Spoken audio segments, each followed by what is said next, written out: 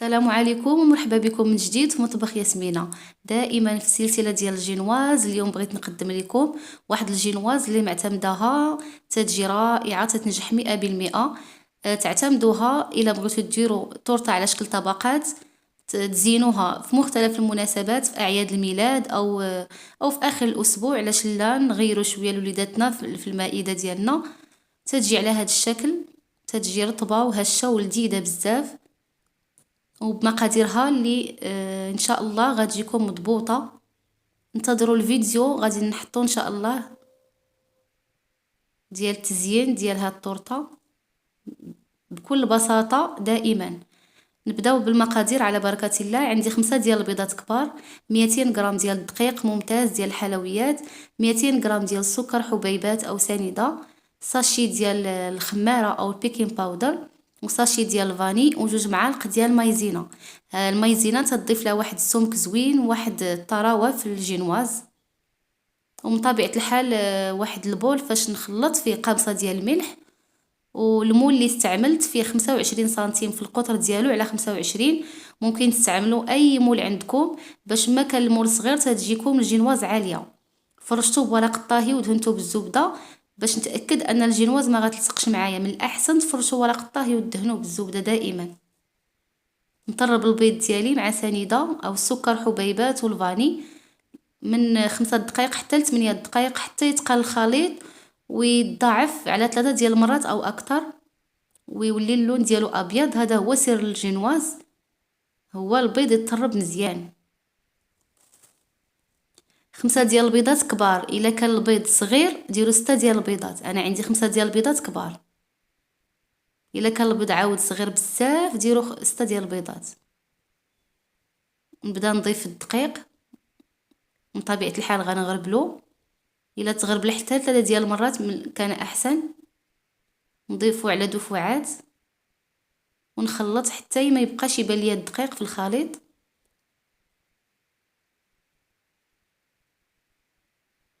انا قلت نبدا ننزل لكم الوصفات اللي تندير وتتنجح معايا ديال الجينواز او الحلويات. كل مره ننزل لكم ان شاء الله وصفه. نتمنى يعجبكم. صافي، من بعد ما تخلط الخليط مزيان ولا بحال الكريمه، غادي نخويه في المول ديالي. في هذه المرحله غنكون مسخنه الفران على 170 درجه. انا عندي الفرن الكهربائي فيه 180 شويه سخونه، تندير 170 باش نتفادى انها طيب بزاف.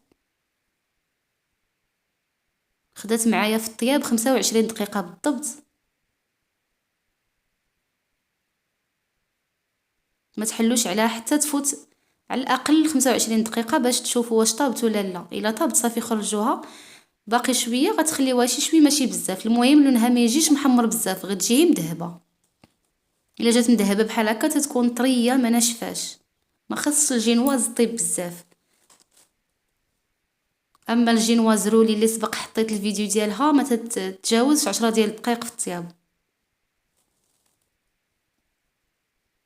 صافي، من الاحسن تخليوها حتى تبرد مزيان على الاقل 6 ديال الساعات في الثلاجه، او ليله كامله عاد تقطعوها وتزينوها.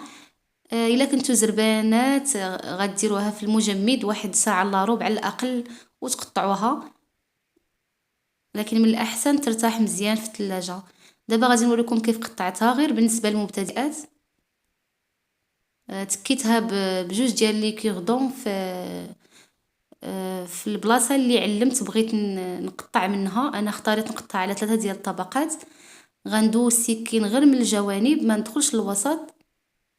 هذه احسن طريقه باش نقطعوا الجينواز بالنسبه للمبتدئات.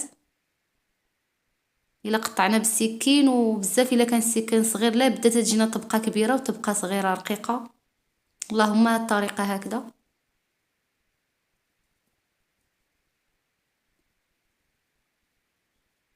صافي، غادي نكمل التقطاع ديالها بالخيط.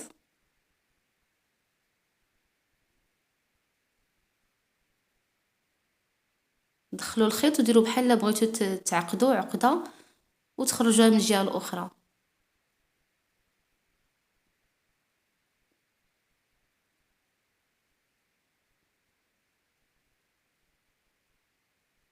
انا الخيط رقيق معليش تقطع معايا، غادي نعاودو. نتوما الا كان عندكم الخيط ديال المطبخ كان احسن.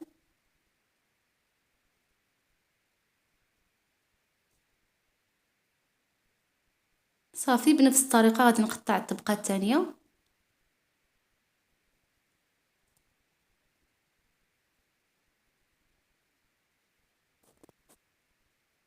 تيجيو القطع متساويه. تنتمنى هاد الوصفه تكون عجبتكم. الا عجبتكم ما تنساوش ديروا لايك للفيديو، شاركوا في القناه باش يوصلكم الجديد. والسلام عليكم ورحمه الله.